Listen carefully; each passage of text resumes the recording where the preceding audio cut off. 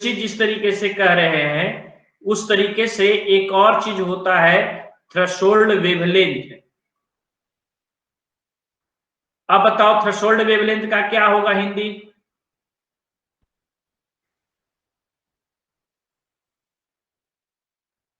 कोई बोलो। देहली तरंग दैर्घ्य। देहली तरंग दैर्घ्य, बहुत अच्छी बात है। हम लोग इसीलिए इसके रिप्लाई को पहले देखने की बात है, रिप्लाई आप लोग दीजिए, चुपचाप देखते मत रहिए। चलिए अब हम लोग आगे बढ़ते हैं। हम लोग सबसे पहले वर्क फंक्शन की बात करें।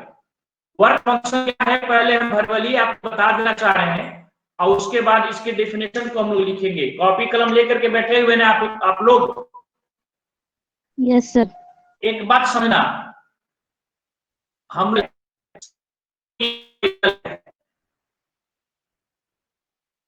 और इसमें समझोगे तो इसके अंदर बहुत सारे इस तरीके से आप अलग अलग एटम समझ सकते हो और हर एक एटम के पास, अभी तक देख रहे हैं, फिर हम बोलेंगे तो फिर खराब लगेगा, अभी तक ज्वाइन कर रहे हैं। ये जो बीच बीच में जो मेटल के अंदर जो आप देखेंगे एटम, उस मेटल में ध्यान दीजिएगा कि कुल मिलाकर के फ्री इलेक्ट्रॉन होते हैं। हर एक मेटल में एटम के आउटर मोस्ट ऑर्बिट में किसी के पास एक, किसी के पास दो फ्री इलेक्ट्रॉन होते हैं और वह किसी भी बॉन्डिंग में भाग नहीं ले रहा होता है। और बॉन्डिंग में भाग नहीं लेने के कारण वह अपने पेरेंट्स एटम को छोड़ करके और वह अपने मेटल के अंदर ही अंदर वह फ्रीली अपने इंटरनल एनर्जी के कारण, फ्रीली इंटरनल एनर्जी के कारण उसके इलेक्ट्रॉन रैंडमली मोशन करते रहते हैं। दिक्कत होगा तो बीच में बोलना, दिखाई नहीं देता से बोलना चाहिए ना। चलो बाबू देखो, ये मेटल के अंदर ध्यान देना कि आउटर मोस्ट ऑर्बिट में एक एक इलेक्ट्रॉन या दो इलेक्ट्रॉन रहता है और वह कोई भी बॉन्डिंग में भाग नहीं ले रहा होता है। अब देखो ये वाह भाई साहब अभी जुड़े, सबका अपना अपना मर्जी है, जखनी मन तखनी। अब देखो आगे, ये जो इलेक्ट्रॉन देख रहे हो इसको हम लोग कहते हैं फ्री इलेक्ट्रॉन। लेकिन ध्यान रखना, यह फ्री इलेक्ट्रॉन बिल्कुल फ्री नहीं है, यह अपने एटम से फ्री है। पूरे बॉडी जो देख रहे हो यहां पर चरखुट जो बॉडी देख रहे हो एटम के से फ्री भले है लेकिन बॉडी से फ्री नहीं है। मेरी बात को अच्छी तरीके से समझना, वह एटम को छोड़ करके फील्ड में आ गया है लेकिन वह फील्ड बॉडी के अंदर ही है। और अब ध्यान देना कि यह छोड़ करके बॉडी को छोड़ करके बाहर नहीं जा सकता। अब बताओ कि यह क्यों नहीं जा सकता? कोई है जो कारण बताएगा कि इसके जो फ्री इलेक्ट्रॉन है मेटल के सतह से बाहर क्यों नहीं जा सकता जबकि वह बॉन्डिंग में हिस्सा नहीं ले रहा लगता है?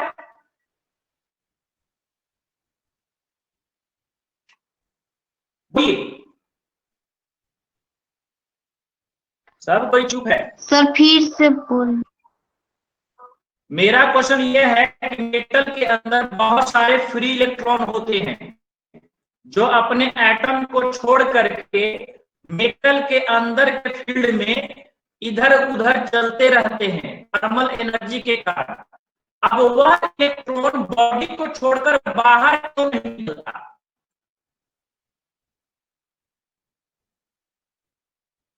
कोई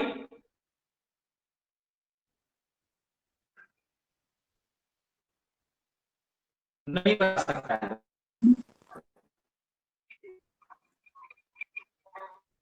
न्यूक्लियस के कारण। समझना बाबू, प्रॉब्लम कहां पर है? मान के चलो कि यह एटम है। अब हर एक एटम के अंदर अगर एक आउटर मोस्ट ऑर्बिट में यदि इलेक्ट्रॉन होते हैं, वह इलेक्ट्रॉन जब छोड़ करके और जब बाहर जब निकलेगा तो ध्यान देना कि एटम को कौन सा नेचर बना देगा, बोलो। अगर किसी भी एटम से इलेक्ट्रॉन छूट करके बाहर निकल जाएगा तो बताइए कि एटम को कौन सा नेचर बना देगा? प्रोटॉन। पॉजिटिव। पॉजिटिव। जैसे सोडियम का मान के चलो कि एटम है और यह एटम के अगर आउटर मोस्ट ऑर्बिट वाला इलेक्ट्रॉन बाहर निकल जाए तो एटम आपका Na+ बन जाएगा और इस तरीके से इसके अंदर Na+ के एटम रहेंगे। अब बताओ Na+ के जो एटम है वह पॉजिटिव नेचर का है कि नेगेटिव नेचर का? पॉजिटिव। और जो इलेक्ट्रॉन जो बाहर निकले हैं वो कौन सा नेचर है? नेगेटिव। नेगेटिव। अगर पॉजिटिव और निगेटिव है तो उसके बीच में क्या बनेगा? अट्रैक्शन। अट्रैक्शन। और उसी अट्रैक्शन के कारण इसके जो फ्री इलेक्ट्रॉन हैं बॉडी को नहीं छोड़ते।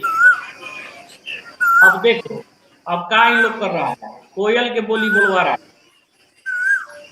नहीं सुधरोगे तुम लोग।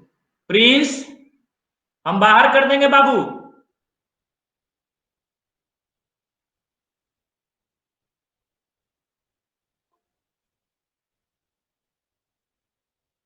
देखो अभी निधि आई। चलो समझो यहां पर इसी को हम लोग कौन सा बॉन्डिंग कहते हैं, कोई बता सकता है?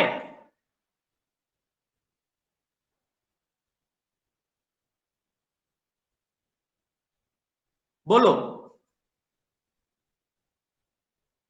कोई नहीं बता सकता।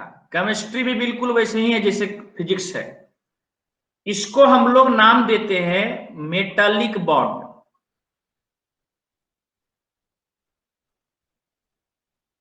भाई मेरे अच्छी तरीके समझना, किसी भी मेटल में एटम के आसपास आउटर मोस्ट ऑर्बिट में एक इलेक्ट्रॉन होता है, समझना। आउटर मोस्ट ऑर्बिट में एक इलेक्ट्रॉन या दो इलेक्ट्रॉन रहता है। इलेक्ट्रॉन अपने पेरेंट्स एटम को छोड़ करके फील्ड में चल जाता है तो एटम कौन सा नेचर बन जाता है? Positive nature. और फील्ड में कौन तैर रहा है? Negative nature.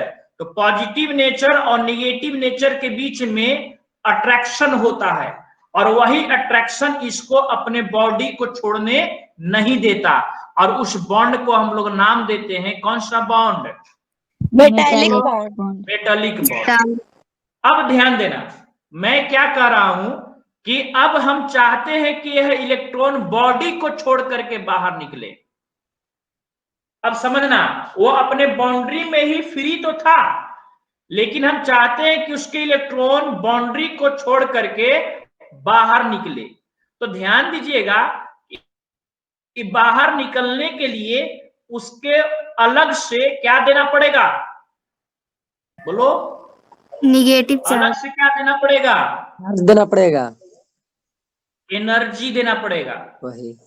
अब वह एनर्जी जब तक नहीं दोगे तब तक इलेक्ट्रॉन सतह को छोड़ करके बाहर नहीं निकलेगा। चलो इसका एक एग्जाम्पल लेते हैं, थोड़ा सा एग्जाम्पल हम आपको दिखाने की कोशिश कर रहे हैं। आप लोग कभी कभी ऐसा हो रहा होगा कि किसी बड़े बर्तन में चाहे ग्लास में आप बहुत ही तेजी से, जरा इमेज करना कि आपके पास ग्लास है और इस ग्लास में आप बहुत ही तेजी से, देखिए भाई हम ज्यादा नहीं बुझा रहा है लेकिन ग्लास बना दी। अब इस ग्लास में बहुत ही तेजी से कभी कभी देखते होगे कि पानी ऊपर से गिराते हो। अब पानी जब गिराते हो तो पानी के लेयर के ऊपर थोड़ा बहुत फुदकते हुए देखे हो उसके कण को। Yes sir. बहुत तेजी से जब पानी को भरोगे तो पानी का जो लेयर होता है उस लेयर के जस्ट ऊपर पानी के छोटे छोटे बूंद फुदकते हुए नजर आते हैं, लेकिन बाद में फिर वह वापस आ जाता है ड्यू टू अट्रैक्शन। लेकिन अगर हम ऊपर से यदि हम हवा दे दे तो वही फुदकता हुआ जो कण है वह सतह को छोड़ करके बाहर चला जाता है। अब यही पर ध्यान देना है कि हमारे पास मेटल है और मेटल के अंदर बहुत सारे फ्री इलेक्ट्रॉन है और इस फ्री इलेक्ट्रॉन को सतह से बाहर निकालना है। तो सतह से बाहर निकालने के लिए आपको क्या चाहिए, जल्दी से बताओ।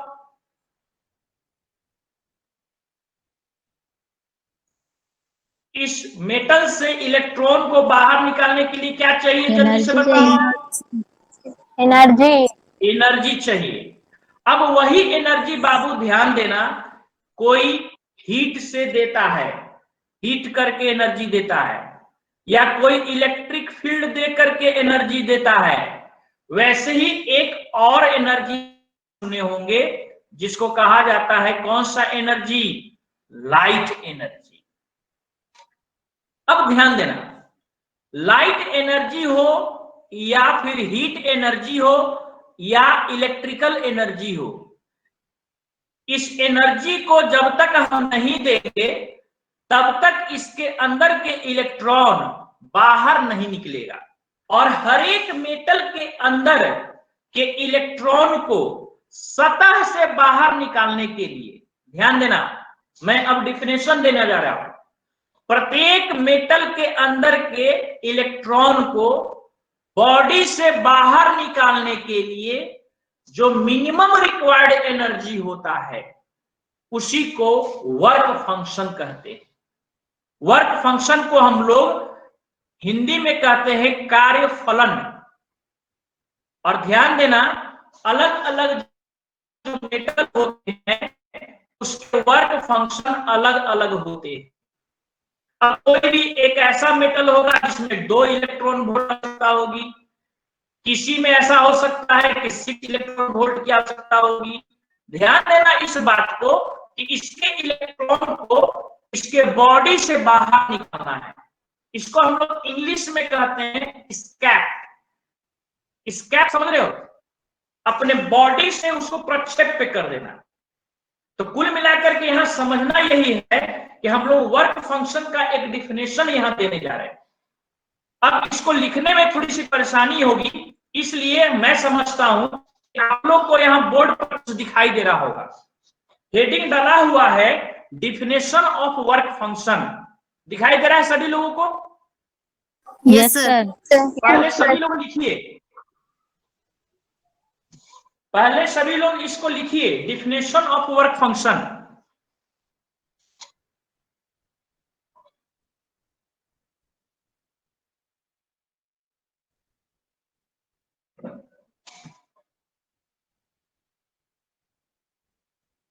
आप लोग अपने मोबाइल को हॉरिजॉन्टल कर दीजिएगा ना। हॉरिजॉन्टल का मतलब देखो बाबू, ऐसे कर देना है मोबाइल को, तो फुल स्क्रीन पे दिखाई देगा, बड़ा दिखाई देगा। ध्यान देना, ये हॉरिजॉन्टल है बाबू, हॉरिजॉन्टल कर दोगे ना तो फुल स्क्रीन पे दिखाई देगा।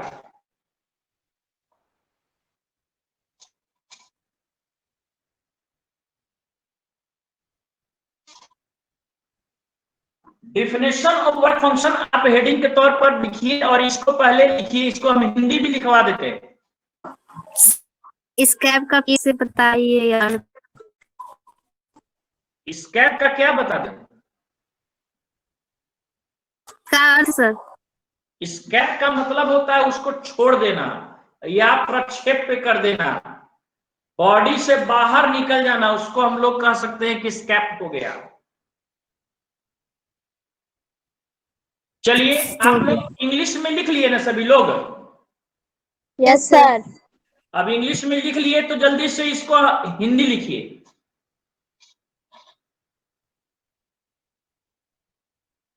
लिखिए, कार्यफलन लिख करके डैश दीजिए।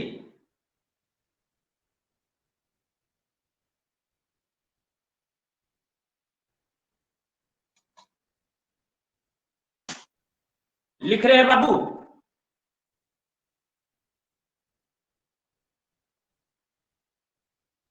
वर्क फंक्शन का इंग्लिश में मैं लिखवा रहा हूं। Work function is defined as the minimum amount of energy required by an electron to escape from a metal surface.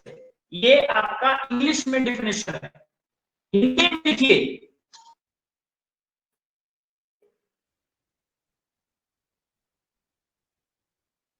लिख रहे हैं? Yes sir. किसी भी धातु के सतह से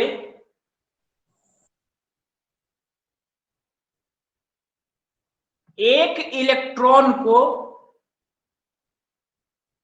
बाहर निकालने के लिए, किसी भी धातु के सतह से एक इलेक्ट्रॉन को बाहर निकालने के लिए न्यूनतम आवश्यक ऊर्जा।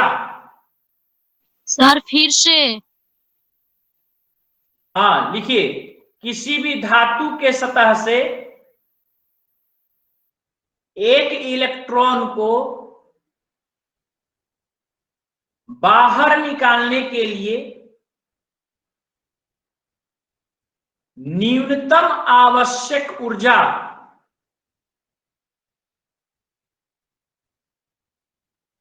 को वर्क फंक्शन कहते हैं, कार्य फलन कहते हैं।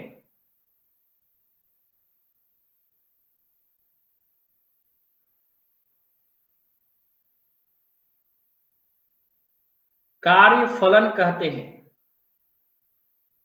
लिख लिए भाई? Yes sir. Yes sir. चल, बहुत अच्छी बात है। हम कुल मिलाकर के यही समझाना चाह रहे हैं कि मिनिमम आवश्यक ऊर्जा क्यों चाहिए।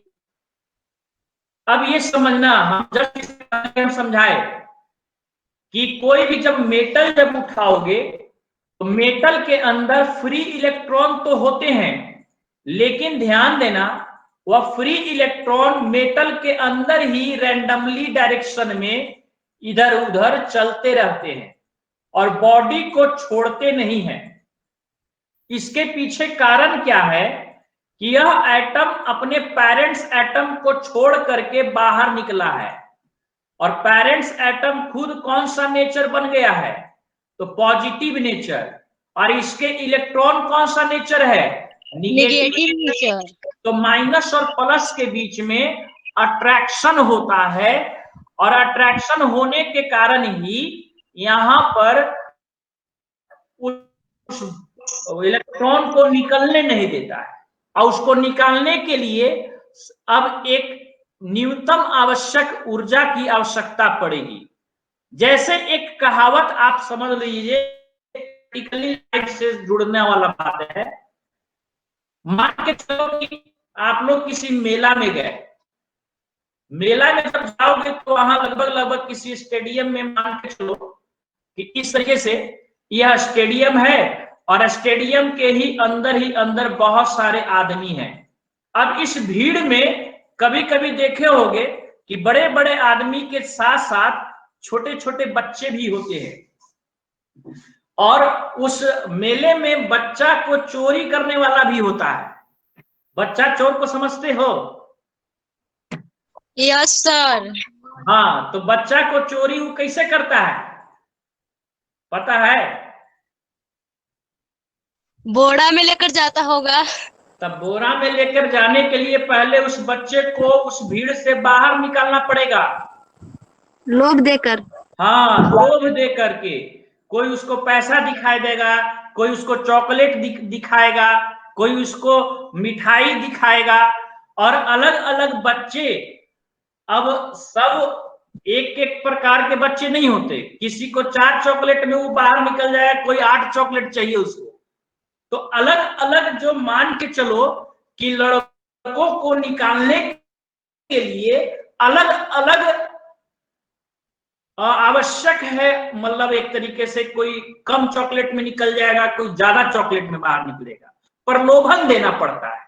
तो यही प्रलोभन यहाँ पे हम कह रहे हैं कि अलग अलग जो मेटल होते हैं उसमें से इलेक्ट्रॉन को निकालने के लिए अलग अलग आवश्यक एनर्जी होता है, और वह अलग अलग आवश्यक एनर्जी ही आपका अलग अलग वर्क फंक्शन बताता है। तो कुल मिलाकर के इतना ध्यान रखो कि वर्क फंक्शन हम लोग यहाँ सिंबल के रूप में फाई दे रहे हैं, कहीं कहीं आप किताबों में देखिएगा कि तो एक इससे रिलेटेड पॉइंट यह हो गया कि अलग अलग धातुओं का वर्क फंक्शन अलग अलग होता है। इतना समझ में आया?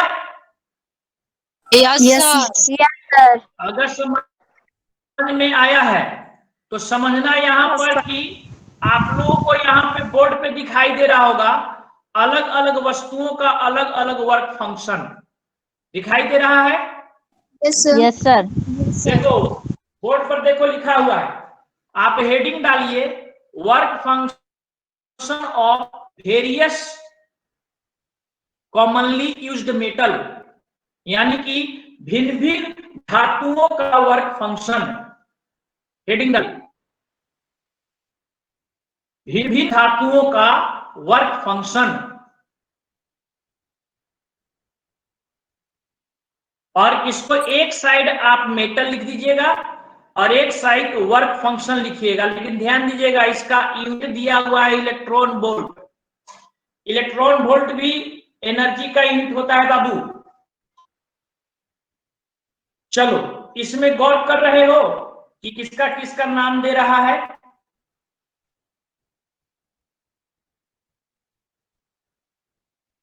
फटाक से जल्दी लिखो तो।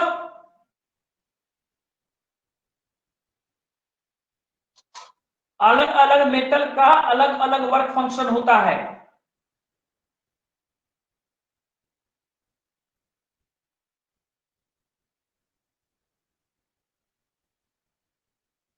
लिख लिए भाई मेरे? ऊपर के लिए सर। चलिए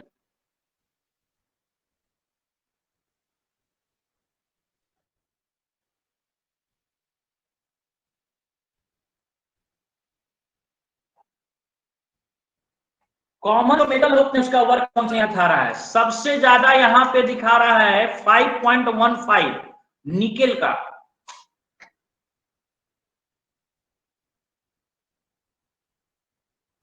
और है सर।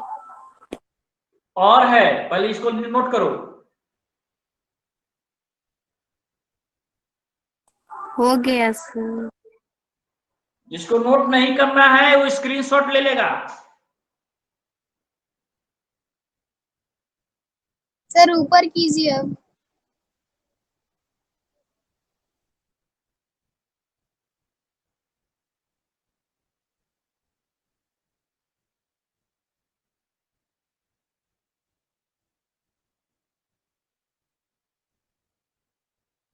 लिख लिए सभी लोग?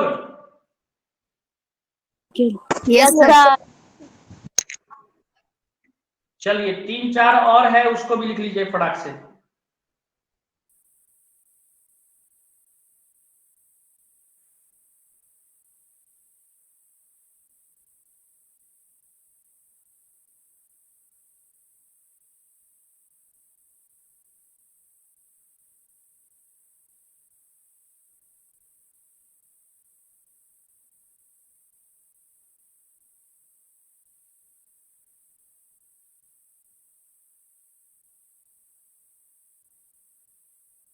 चल लिख लिए सभी लोग? Yes, sir. Yes, sir. Yes sir. बोलो बोलो जल्दी।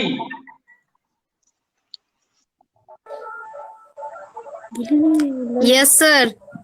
Yes, sir. चलो अच्छी बात। कुल मिलाकर इतना ध्यान रखना। नहीं लिखे। नहीं लिखे? अच्छा नहीं लिखे तो लिखो। कहां तक लिखी थी?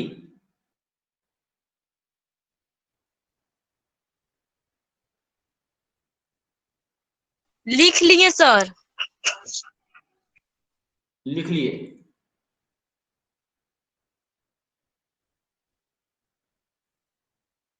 बोलिए। Yes sir. लिख लिए? चल। जी।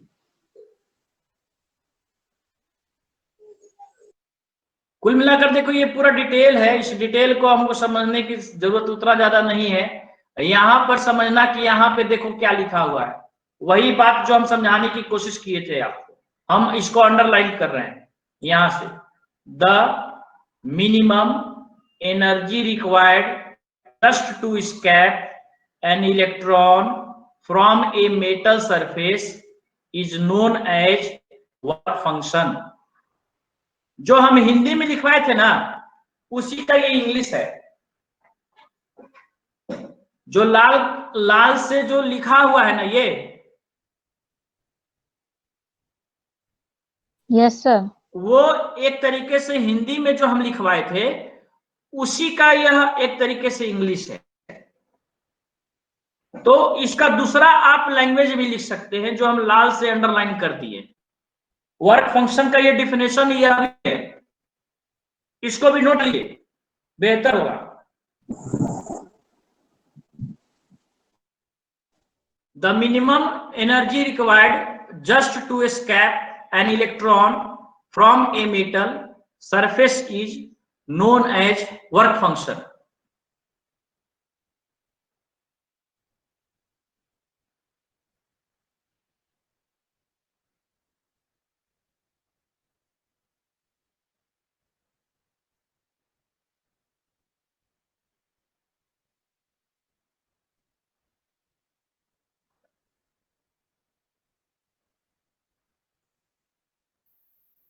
लिख लिए भाई? Yes sir. Yes sir. Yes sir. चलिए, अच्छी बात है।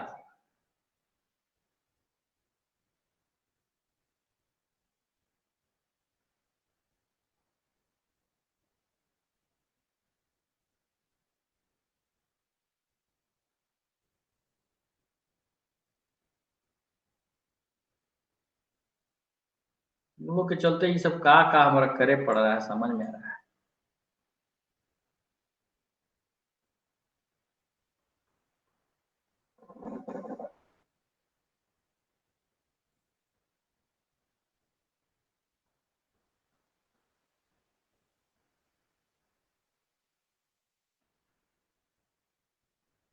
अब वो फाइल मिले तब ना।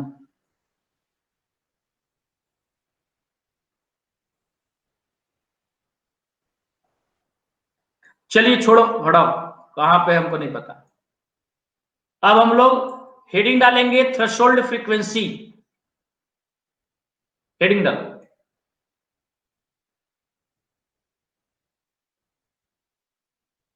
Threshold frequency.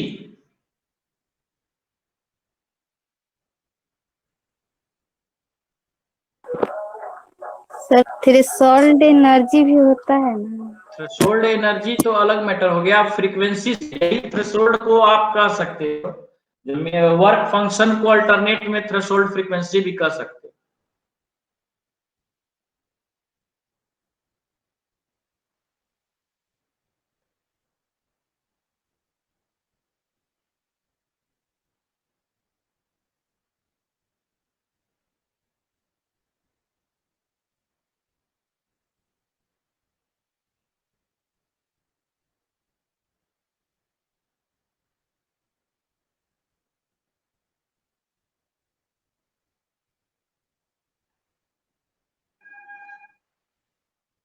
लिख लिए भाई?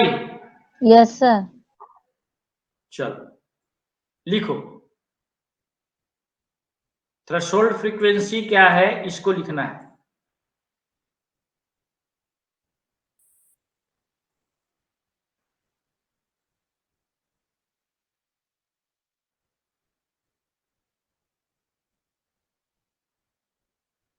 मिल गया?